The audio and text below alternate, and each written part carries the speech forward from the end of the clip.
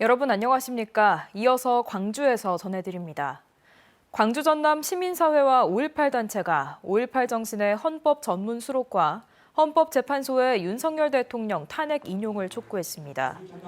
광주 전남 25개 시민단체와 5.18 단체로 구성된 광주 전남 비상시국회의는 오늘 기자회견을 열고 한덕수 권한대행과 국회는 공석인 헌법재판관 3명을 신속히 임명하고 헌재 역시 탄핵을 인용하라고 요구했습니다. 또 대통령이 바뀌는 즉시 헌법 전문에 5.18 정신을 수록해야 한다고 강조했습니다. 양곡관리법과 국회법 등 6개 쟁점 법안을 거부한 한덕수 대통령 권한대행에 대해 광주 시민사회가 탄핵을 촉구했습니다.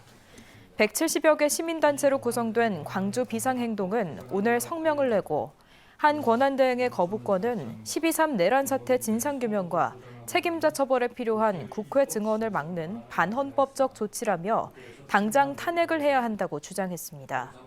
이들은 또 야당은 대통령 탄핵에 찬성한 국민의힘 의원을 중심으로 국정협의체를 추진하라고 요구했습니다. 비상계엄과 탄핵으로 전국이 혼란스러운 가운데 전남도가 통합대학교 전남국립의대 설립을 흔들림 없이 추진하겠다고 밝혔습니다.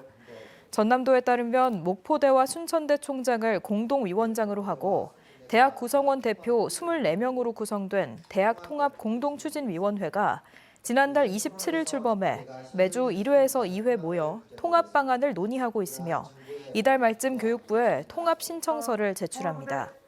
전남도는 정부의 대국민 약속사항 이행을 지속 건의하고 내년 1월 신설 예정인 교육부 의대교육지원관 등과 긴밀히 소통해 통합대학 전남국립의대 설립이 되도록 최선을 다하겠다고 밝혔습니다.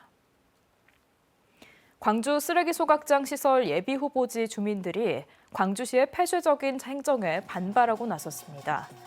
광주 서구 서창동 쓰레기 소각장 반대 비상대책위원회는 오늘 기자회견을 열고 서창동은 도심이나 학교와 가까워 적절한 곳이 아님에도 광주시는 예비 후보지 위치와 토지 소유자 등을 공개하지 않고 있다며 이는 주민들의 알 권리를 박탈하는 것이라고 비판했습니다.